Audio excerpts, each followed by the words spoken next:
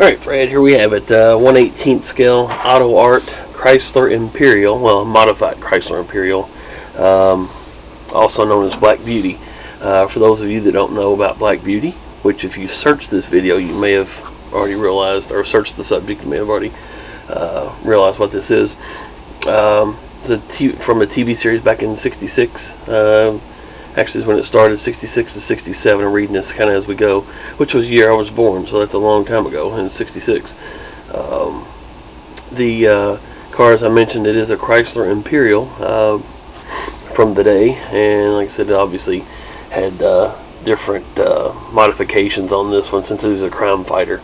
You can read more about that. Wikipedia has a pretty good page on it, which most of the time they have a good page on things, but tells a little bit more about the series.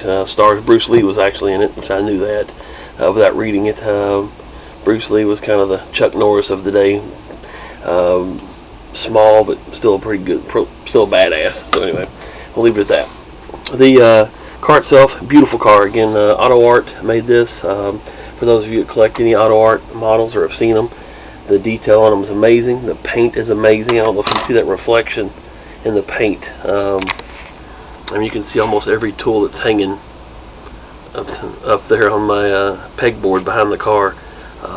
Just the paint on these, like I said, on the Auto Art car, especially this black, is very, very good.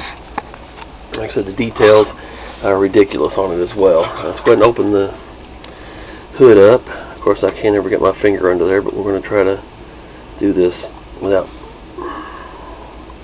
Should have just started the video with it open. I'm going to have problems with it, looks like. I don't really want to stick this knife blade in, but there we go. There's a spot. There we go. So, very highly detailed motor. I think it said, if I'm not mistaken, see a little bit better there. Blow some of that dust off of it a little bit. I forget how many parts it said that this car actually is made with. So, tons of different parts. Like I said, just the motor itself probably has more pieces and parts to it than a lot of complete diecast models have on them. So you can see the hood opens, actually hood springs and hinges in there as well, so detailed in that aspect. All four doors do open on this car, and of course, as always in all my videos, I never can get them open. There we go. See the little battery pack for the sound card sitting here, but you can see the interior. Pretty detailed again, as most Auto Art cars are. Nice chrome trim, door sill plates, chrome accessories. Excuse me, I think that's all of a sudden on the door handles and everything. All that's chrome. So anyway, really nice. What's weird about this car? The trunk does not open. Why they made this car, this model that way, I have no idea. But the trunk did not open on this one. See the little scanner that they had on the trunk. Again, I'm not real familiar with the TV series, so I don't know what that was used for, but in the openings, one of the series, you know, they'll check that as they leave, which we'll hear that in just a second.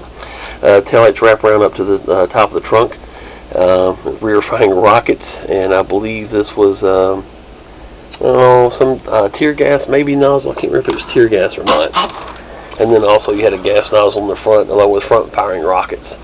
A car like this would be great on the interstate these days, the way some people drive. Come in really handy, but anyway. As for the power, and these brooms, I don't know, it said something about rear tire brooms. I don't know if it's just and not trying to be funny here, but it sounds cliche, covering their tracks. I don't know if that's what that was for or not. So the car couldn't be tracked like when it left the I don't know if they called it the Hornet nest. I'm making that up, so I'll just leave it at that. Kind of like similar to what the Bat Cave would have been, where they kept the car. But since it was a Green Hornet, it might have been the Hornet nest. I don't know. I'm just saying it as a joke. Power switches and switches underneath here. Main power switch here, right behind the gas tank, and then you have three other buttons here. We'll discuss those here in just a second. Go ahead and turn the power on. Of course, Green Hornet had green headlights, so we got those green LEDs in there for you. And you wanted a little interior lighting in there, so I added some. Like I said, I didn't want anything really bright or like obvious to where it would, like, the LED would be shining and be real visible. So I just put some under the dash lighting, kind of like the front floorboards. And if you can see in the rear, there's a little bit of green uplighting in there, kind of reflects off the roof and into the interior. It shows up a little bit better in person more than on my camera. Shut that door. A little bit of the light shining through the back. You can see it into the rear, back that direction as well. And of course in the rear, tail lights.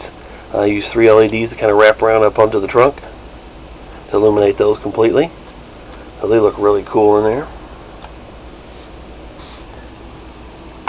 Now, as far as your buttons, you sent me a link to what you wanted. I think they were first getting in the car, getting ready to leave, and they're checking over the weapons.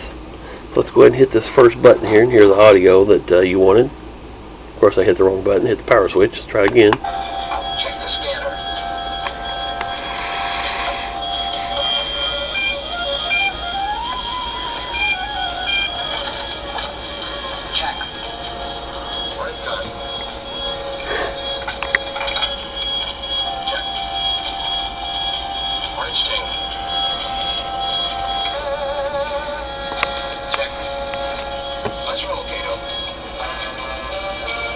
So there was a little clip that you sent me that you wanted, and I also went ahead and added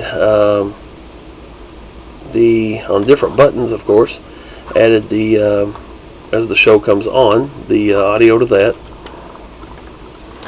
And of course, I'm trying to do this blindly. Here we go. Another challenge for the Green Hornet. Say potato, and their rolling arsenal, the bullets. Police record, they wanted to. The Green Hornet is really free. Former publisher of the Daily Sentinel. Again, the opening portion of the show, the intro, introducing you to what the Green Hornet is, what he does, and who he really is.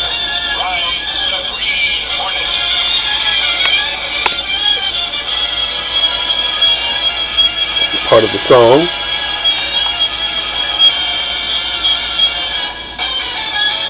And then the third button picks up from that part of the song and finishes the intro out all the way to the end of the introduction or the intro music.